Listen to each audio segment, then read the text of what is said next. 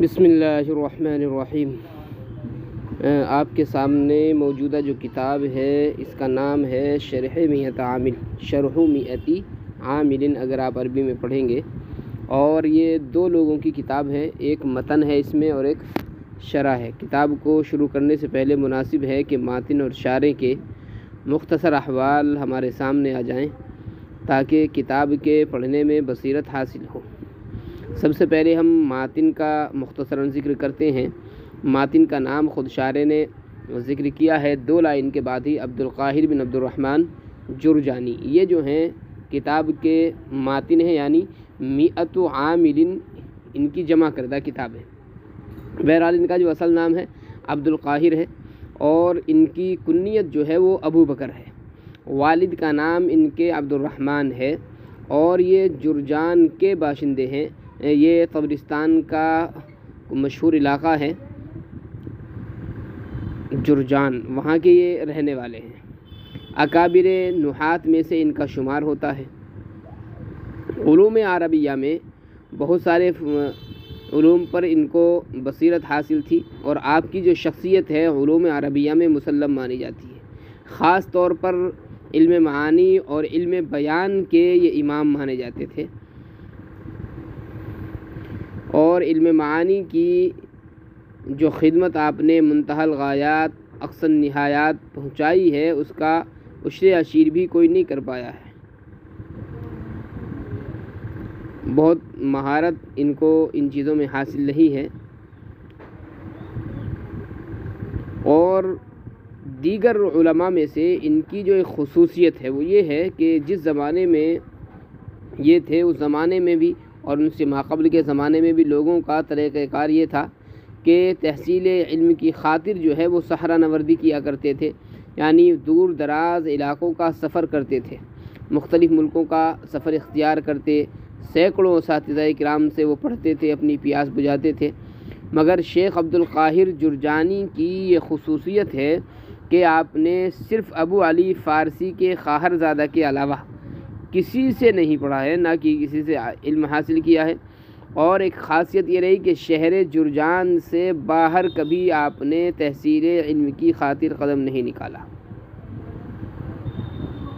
نہیں، وہیں پر آپ نے ابتدا کی اور وہیں پر آپ کی فراغت ہوئی ہے۔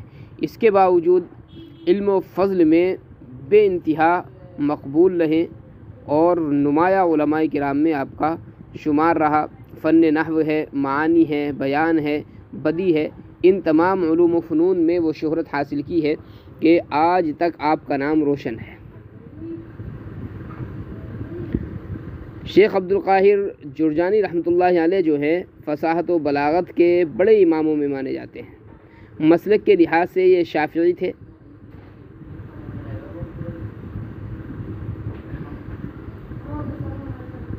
ان کی جو وفات ہے وہ 474 ہجری میں بعض علماء نے ان کی وفات کو ذکر کیا ہے۔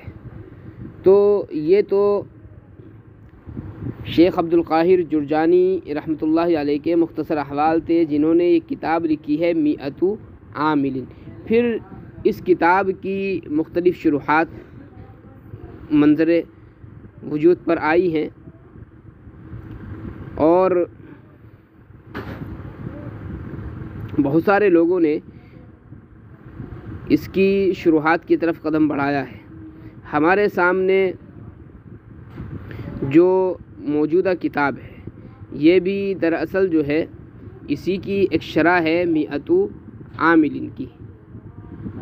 تو ماتن جو ہیں یہ تو عبدالقاہر جرجانی رحمۃ اللہ علیہ ہیں، اور جرجان جو ہے یہ ایران کا علاقہ تھا، خراسان ایک شہر ہے، تو خراسان کا جو ہے یہ علاقہ رہا ہے۔ آپ کتاب کو دیکھیں گے، انداز تحریر جو ہے اس کتاب کا بہت ہی بالکل سادہ اور مدلل ہے، اور نحو کو صرف قواعد تک محدود نہیں رکھا ہے انہوں نے، بلکہ معنی اور بلاغت سے جوڑ کر کے بھی اس کو پیش کیا ہے انہوں نے۔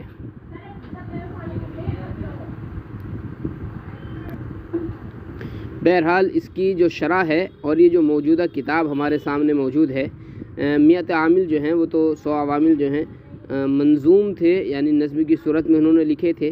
پھر اس کی جو شرح کی ہے جو ہمارے سامنے موجود ہے، اس کے مصنف ہیں شیخ علامہ عبد القادر بدر الدین شیرازی۔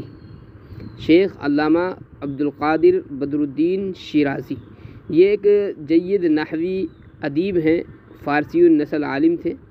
عربی زبان اور ادب کی خدمت میں نمایاں مقام جو ہے انہوں نے حاصل کیا ہے۔